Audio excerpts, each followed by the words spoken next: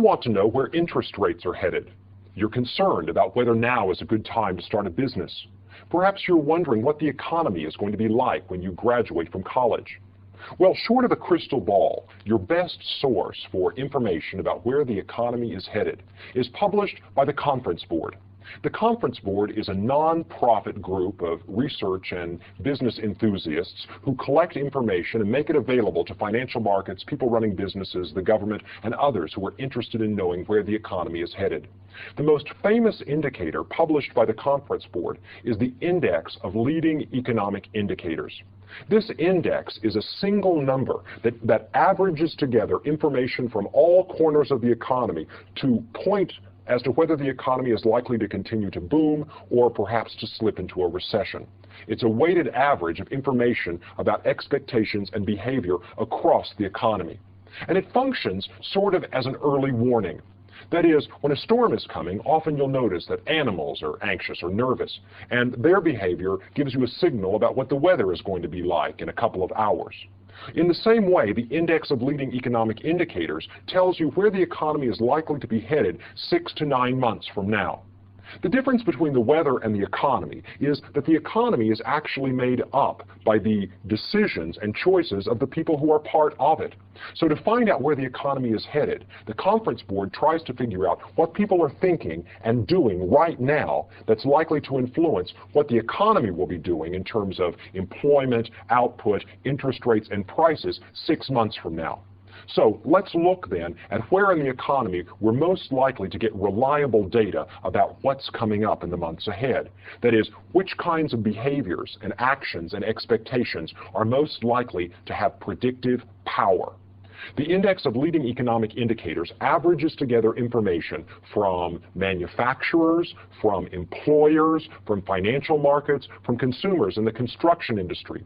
And there are 10 components that are averaged together to wind up with the final number that's actually published. This number, by the way, is published every month. Here is a list, then, of the 10 factors that make up the Index of Leading Economic Indicators.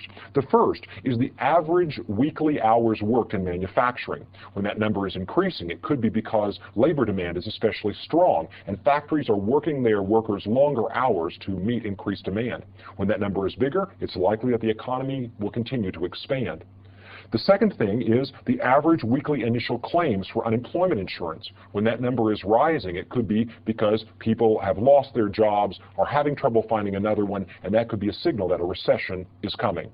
The third component is manufacturers' new orders for consumer goods and materials. Whenever businesses feel like they can sell more goods and services, they're going to be ordering them to put them on the shelves or put them in inventory. Whenever those orders slow down, that could be a signal that a recession is coming. The fourth component is vendor performance. How long does it actually take for you to get delivery of these goods that you've ordered? Whenever it takes longer, that's usually because there's very strong demand and businesses are having trouble keeping things in stock. That's usually a good sign for continued growth of the economy. The fifth component is manufacturers' new orders for capital goods. Are factories installing new tools, new equipment? If they are, it's because they're planning to increase production, and that usually presages continued expansion of the economy. The sixth component is new building permits. Are companies building new office space, new factories? If they are, that's a sign that the expansion will continue. The seventh component is the stock prices. That is, what's happening in financial markets right now. Is the prospect of companies strong in the minds of investors? If so, they're going to be bidding up stock prices. The eighth component is the money supply itself. Is the Federal Reserve increasing the money supply, making credit easier to get so that businesses can borrow and expand their operations? Or is the money supply getting tight, perhaps signaling that interest rates are going to go up and slowing down the expansion of business activity? The ninth component is the interest rate spread between long-term securities and short-term securities. When short-term securities have higher interest rates, it's usually because the Fed is tightening short-term credit, and that usually will lead to credit crunches and a slowdown in the economy down the road. The 10th component of the index is the Index of Consumer Expectations. That is a survey among consumers about what they think the prospects are for jobs, higher wages, and a good standard of living a few months from now. When consumers are confident, it usually means that the economy is headed towards more output, more jobs, and growth. So what happens then when we take these numbers, average them together, and get that index? Well, the index typically will peak and turn downwards about 6 to 9 months before employment and output in the economy peak and turn downwards. That is, the index is a predictor of when the recession is coming. The last time that the index showed a protracted downturn was in 1990. By December of 1990, the index of leading economic indicators had shown 5 consecutive months of decline. And sure enough, the following year, a recession hit the economy hard.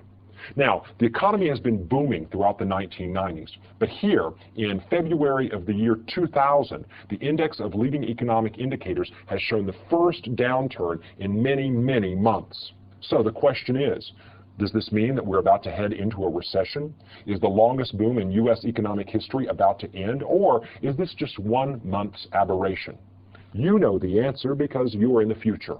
But sitting here, we can only wonder as to whether these economic indicators are still going to have the predictive power they've always had, meaning that bad news may be ahead for our economy, or whether they're just off 1 month.